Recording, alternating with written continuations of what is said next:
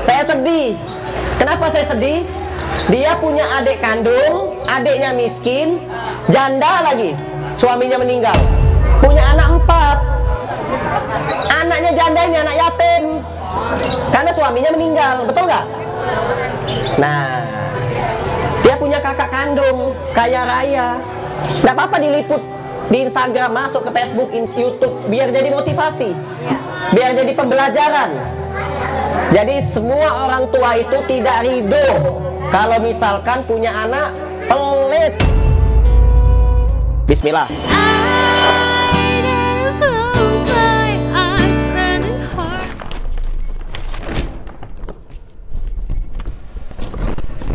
Alhamdulillah kita senang, itu pun kita sama-sama. Kita harus sama-sama. Susah senang bersama-sama. Jangan kita lagi susah, hidupnya sama-sama. Dia lagi susah dulu, dia cerita sama saya, Mas Adit, kakak saya itu sebelum menikah, dia itu ikut numpang sama ibu saya. Ya iyalah, saya bilang, masa ikut numpang sama orang? Ikut sama emaknya lah, ibunya lah, ya kan? Ketika dia kaya raya, dia pergi ke kota, dia dapat jodoh pengusaha. Jadilah dia pengusaha, punya mobil mewah, rumah mewah, hidup mewah, anaknya disekolahkan di sekolah yang elit. Begitu dia kaya raya, dia lupa sama orang tuanya. Orang tua yang dulunya nyusuin dia, orang tua yang membesarkan dia, yang menyekolahkan dia, yang memberi makan dia. 5 hari nggak dikasih makan, mungkin kekurangan gizi, betul nggak? Itu anak kalau 5 hari nggak dikasih makan oleh orang tuanya, bisa sakit, bisa meninggal, betul nggak? Nah, jadi kalau misalkan ada anak yang mana anaknya sukses, lupa sama orang tuanya, itu kurang ajar anak itu.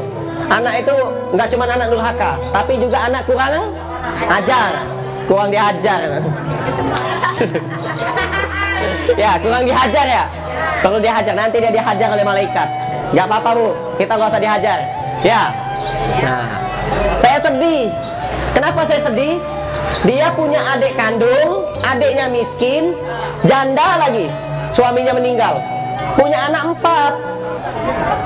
Anaknya janda ini anak yatim, karena suaminya meninggal, betul nggak? Nah, dia punya kakak kandung, kaya raya. Nggak apa-apa diliput di Instagram, masuk ke Facebook, YouTube, biar jadi motivasi, biar jadi pembelajaran. Jadi semua orang tua itu tidak ridho kalau misalkan punya anak pelit. Pelitnya na'udzubillah min zalik. Jangankan sama orang lain, sama orang tua saja dia pelit, sama adik kandung saja dia pelit, minta ampun pelitnya. Terus ada lagi nih kisah nyata. Itu kisah nyata seorang pengusaha yang kaya raya, tapi pelit sama keluarga. Nah, kalau ini kisah nyata lagi. Ini kisah nyata lagi, ada seorang perempuan yang mana dia itu dikenal dermawan. Wanita dermawan. Wanita dermawan ini kalau sama orang lain, baik banget. Suka nyantunin anak yatim, suka sedekah. Tapi sama orang lain, sama keluarganya sendiri, pelit minta ampun. Ya Allah, dikatakan di dalam kitab hadis yang sahih bahwasanya sedekah yang paling baik, sedekah yang paling tepat itu kepada keluarga terutama. Yang kedua, kepada orang terdekat. Jadi jangan kita bersedekah kepada orang, kita ngasih makan anak yatim, kita ngasih makan orang miskin, kita ngasih orang sedekah, ngasih bantuan ke orang-orang banyak, tapi sama orang tua kandung pelit, sama adik kandung pelit,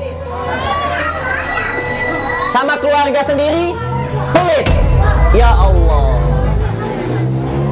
itulah dunia kebalik. Jangan kita lupakan keluarga kita. Jangan. Ini ada adik-adik semua ya, adik-adik dengerin ya. Kalian nih, udah kayak kekeluargaan kan? Nah. Jangan kita pelit. Ya deh ya, nggak boleh pelit ya. Jangan pelit. Kalau kita pelit, dari kita kecil sampai kita besar, Ilmu pelit itu nggak ada yang ngajarin. Orang tua itu nggak pernah ngajarin pelit. Makanya ibu-ibu jangan pelit-pelit sama anak. Masa anak cuma minta ditemenin doang nggak mau? Pelit namanya ya kan? Bawa-bawa minta duit katanya. Minta ditemenin aja nggak mau. Ya Allah. Nah, jangan kita didik anak kita pelit. Jangan. Nanti dia begitu sudah besar jadi orang pelit. Pelit itu kalau bahasa Arab itu bakhil. Bakhil. Dicontohkan pernah oleh orang zaman dulu, namanya Korun. Korun itu kaya raya, tapi tidak mau sedekah, tidak mau bayar zakat, tidak mau berinfak. Padahal dia dulu miskin. Tahu nggak kisahnya Korun? Tahu nggak ibu-ibu kisah Korun? Di zamannya Nabi Musa.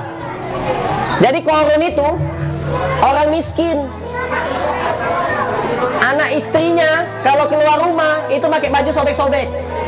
Karena dia nggak punya baju, akhirnya di rumah aja mendep. Nah, akhirnya si Korun ini nemuin Nabi Musa.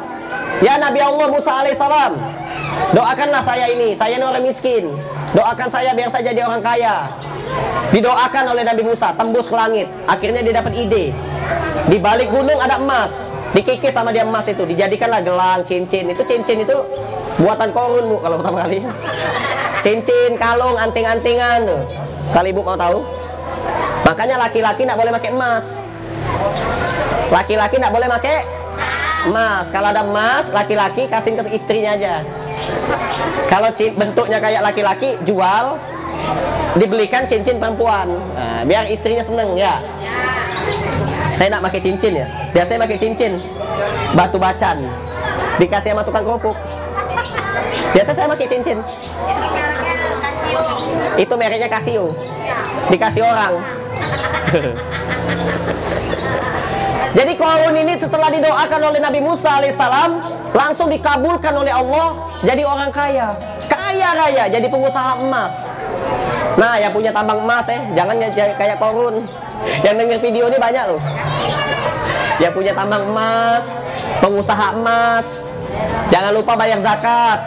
Ingat, akan dihisap sama Allah. Penghasilannya itu halal apabila dia bayar zakat. Dikeluarkan sedikit lah. Ya. 2,5% zakat mal, zakat harta. Banyak loh pengusaha-pengusaha tambang emas. Oh, saya bukan pengusaha tambang emas Pak Adit, tapi saya ini kerja di tambang emas, jabatan saya direktur. Sama aja Pak, bayar zakat juga Pak, tetap Pak. Masa mentang-mentang bukan pemilik perusahaan tidak mau bayar zakat? Tetap kita harus bayar zakat. Biar apa? Biar harta kita tuh bersih, biar hidup kita tuh barokah. Banyak loh orang kaya, saya ketemu orang kaya, ya Allah, hidupnya ndak tenang, sholatnya ndak khusyuk, ndak bahagia, dan juga ndak berkah. Buat apa kaya raya kalau hidupnya ndak tenang, ndak bahagia, ndak berkah, sakit-sakitan. Kalau ada anaknya istrinya, kalau ada istrinya dia yang sakit-sakitan. Lebih enak kita kayak gini ya. Makan nasi sama sayur kangkung terasa nikmat. Makan nasi sama daun ubi terasa nikmat. Ada orang makan nasi sama daging nggak bisa makan, nyangkut. Kesangkut dikit aja sakit minta ampun. Ya Allah, saya bilang nggak bisa nelen, nggak bisa nelen, nggak bisa makan, nggak bisa ngunyah. Untuk apa kita hidup kaya raya? Ya. Dan juga kita tidak bisa mengukur orang manusia itu kaya raya dengan harta. Orang kaya yang sesungguhnya itu bukan hanya dia punya harta yang banyak. Orang kaya yang sesungguhnya itu apabila dia bayar zakat, dia berinfak, dia bersedekah, dia membantu orang-orang yang di sekitarnya dia membantu saudara-saudaranya dia, orang tuanya dia dibahagiakan, itu baru orang kaya yang sesungguhnya. Bismillah.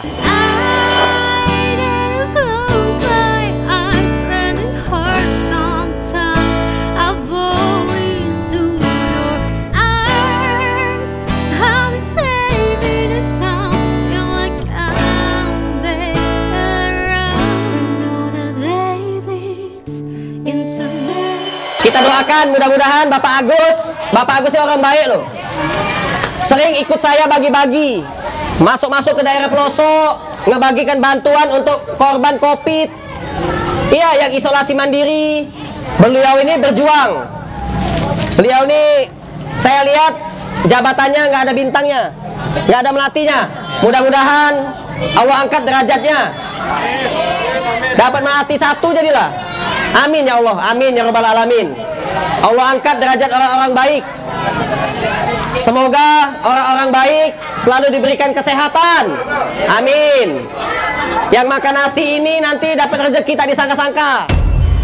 Aku tak akan berhenti menemani dan menyertai.